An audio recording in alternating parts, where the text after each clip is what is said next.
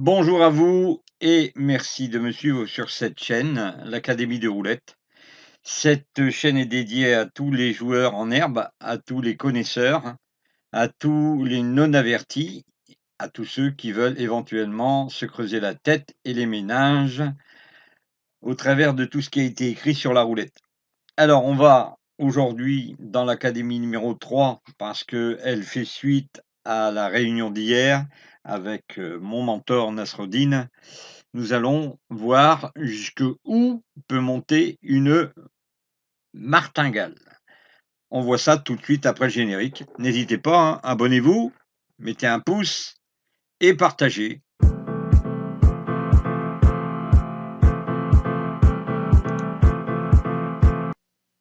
La martingale géométrique n'a pas vraiment de véritable inventeur bien défini, car elle repose sur des principes mathématiques qui ont évolué au fil du temps. Le terme martingale trouve son origine dans les jeux de hasard, particulièrement dans le jeu de la roulette. Le concept de martingale a été étudié et formalisé par des mathématiciens du XVIIIe siècle, tels que Paul-Pierre Lévy et Joseph L. Double au XXe siècle. La martingale géométrique est une variation spécifique de la martingale qui a été particulièrement étudiée dans le contexte des processus stochastiques. Son utilisation dans des domaines comme la finance est due à son application dans la modélisation de certains phénomènes. Ainsi, plutôt qu'un inventeur unique, la martingale géométrique est le résultat de contributions et de développements successifs dans le domaine de la théorie des probabilités et de la finance. Alors, comme on avait parlé des martingales, eh bien, il suffit d'aller voir ce que donne une martingale, ne serait-ce que si vous avez malheureusement pris une chance qui est complètement contraire. Imaginons que vous jouiez à noir et que vous rencontriez une série de 9 rouges. Dans la première colonne, vous avez les boules. Donc ça veut dire que ça, c'est les coups. Par exemple, premier coup, deuxième coup. Ici, vous avez les numéros qui viennent de sortir. 1, 5, 23, 14, 12, 36, 21, 3 et 32. Malheureusement pour vous, ce ne sont que des rouges. Votre mise au premier coup étant de 1, au deuxième coup de 2, au troisième coup de 4, de 8, de 16, de 32, de 64, de 128, de 156. À la fin, vous avez perdu 511. Le résultat, hein, comme je vous le disais, moins 1, moins 2, moins 4, moins 8. Et ici, les cumuls. Moins 1, moins 3, moins 3, moins 4, moins 7, moins 8, moins 15, moins 16, moins 31, moins 31, moins 32, moins 63. Si je me trompe, vous me le dites dans les commentaires. Hein. Moins 63, moins 64. Voilà. Hein, vous voyez que à n'importe quel tour, si vous faites un gain et que votre, par exemple, au lieu du 21, vous auriez eu le 22, eh bien, il était noir et vous gagnez. Vous aviez donc misé 64 pièces, d'accord? On vous rend donc 64 pièces, mais vous en avez sorti 63. Cela vous fait un bénéfice de 1.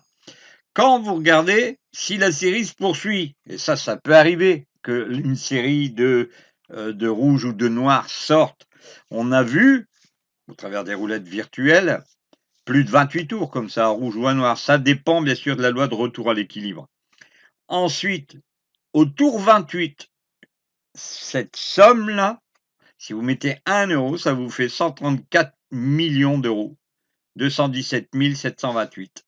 Oui, eh oui les amis, 134 millions. Ça fait beaucoup, et tout ça pour gagner quoi? Eh bien 1 euro. 1 euro parce que le retour sur investissement est en relation avec la martingale. Si vous gagnez au 28e tour, le bénéfice sera toujours de 1 unité. Alors, bien sûr que ce résultat n'est que pure théorie et que le hasard n'est parfois pas de votre côté. Il faut savoir qu'une martingale, ça peut vous amener à ça. Mais à cela, bien sûr, les casinos ont tout compris. Ils ont fait des limites de table.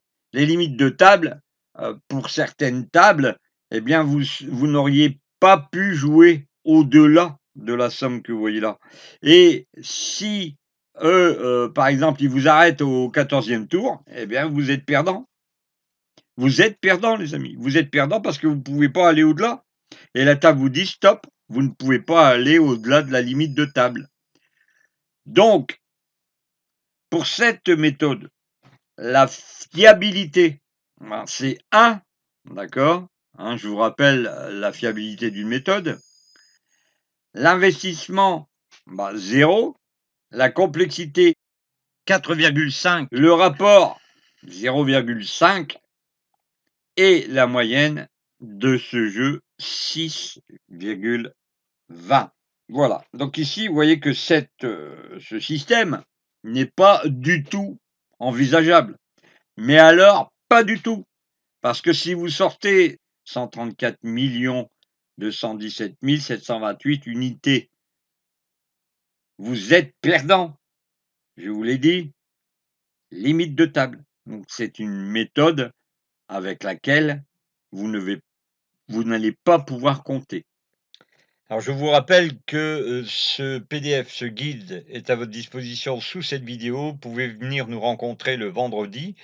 Vous pourrez voir aussi les adaptations de cette martingale comme Nasreddin nous l'avait donc indiqué dans la précédente vidéo.